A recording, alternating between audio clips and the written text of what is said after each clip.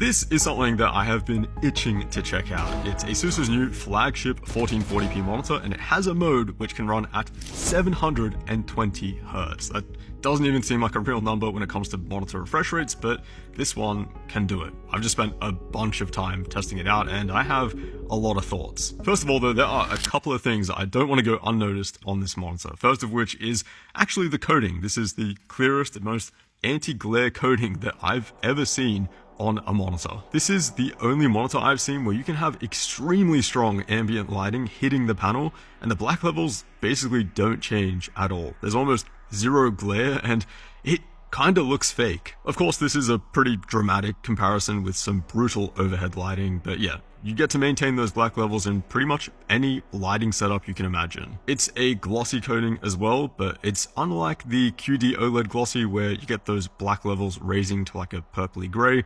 This one is mega clear and just somehow stays pure black. This is also the first tandem OLED that I've reviewed. So tandem OLED is basically stacking the OLED layers to buff the light output. Apparently it also improves the lifespan of the panel as well, which is pretty cool. But yeah, it's the brightest OLED that I've tested. And usually when I say that, it's like a little 10%, 15% bump over before, but no, this one is actually a really big jump, over 330 nits on this panel. Now we're still not at peak LCD levels for these OLEDs, but man, we are slowly getting there, and they're at the point now where I don't even think most people will be running these at full brightness. At least I wouldn't be. Now you've got a 27-inch screen which can run in two different modes. The first one is 1440p 540 Hz, which makes this the fastest 1440p monitor currently. There's also a second mode which is a much lower res, but that can run at 720 Hz, and that makes this the fastest monitor ever, even exceeding what IPS or TN monitors have been able to achieve. Now the first mode is insane. ASUS already make a 1440p monitor with a 480 Hz refresh rate, and if you have that, yeah, I mean, I wouldn't even think about upgrading. It's a tiny bump, but to an already ridiculous set of specs. The real conversation is if you're coming from like a 240 Hz monitor, especially if you're coming from a 240 Hz non-OLED.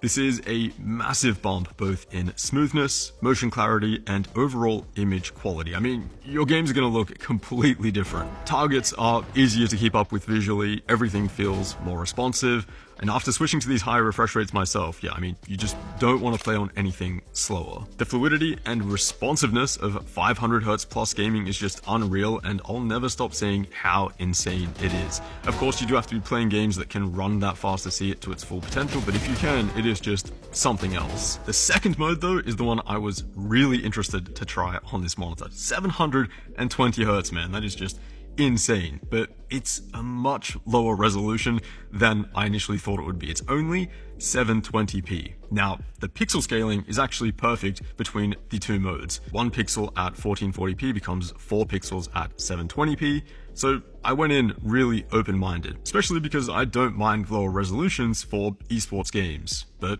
I think I underestimated how bad it would actually look. Now, I'm not a resolution snob by any means. My main gaming monitor is the LG Dual Mode, which I've easily got a couple thousand hours on at this point, and I run that at 480 Hz, 1080p on a 32-inch panel. The pixel scaling on that monitor is also not perfect, so I am used to my games not looking super crispy and super sharp. This 720Hz, 720p mode though, I'm not gonna lie man, it is pretty rough. I tried a bunch of Valorant and Overwatch, but mostly Valorant because that's where you can actually achieve 720 frames per second and fully saturate the monitor's refresh rate and get the full 720Hz experience. And I'm not gonna lie, 720Hz does look pretty mental. It is an unreal level of smoothness. Everything I just said about 540 Hz is like that, but even a little bit more. The UFO ghosting test, for example, I've never seen a result that looks that clear. Going from UFO ghosting test benchmark to an actual game at 720p though, big difference. I mean, at lower resolutions, everything gets downgraded. You get lower textures, the model detail decreases. I swear the render distance also decreases in some games because at longer ranges, I mean, you're basically just looking at a collection of pixels. It's kind of insane how much everything in the game gets downgraded at 720p. It's way more than I was expecting. One thing that did help a lot though was bumping up the render resolution in game and also turning on some higher graphic settings. Without doing these things, it's honestly just like you're playing Tetris. Especially those longer range fights that I mentioned. I mean, it's pretty unbearable and almost laughable. At 720p, I was pretty much just guessing whether I was going to hit a shot at these ranges or not, but at 1440p, you can see and feel your accuracy at a completely different level. Overwatch felt pretty much the same experience. I mean, there's maybe a 10 to 15% bump in perceived smoothness, which is really, really nice. I mean, close gunfights especially feel almost scary smooth, but anything mid-range or long-range, I was just hating life. It just felt impossible at 720p. Every time I went from 720p to the 1440p 540Hz mode, it honestly felt like it was 85, maybe even 90% of the perceived smoothness, but the image quality was like, I mean, double or maybe even triple, if that's even something that you can quantify. But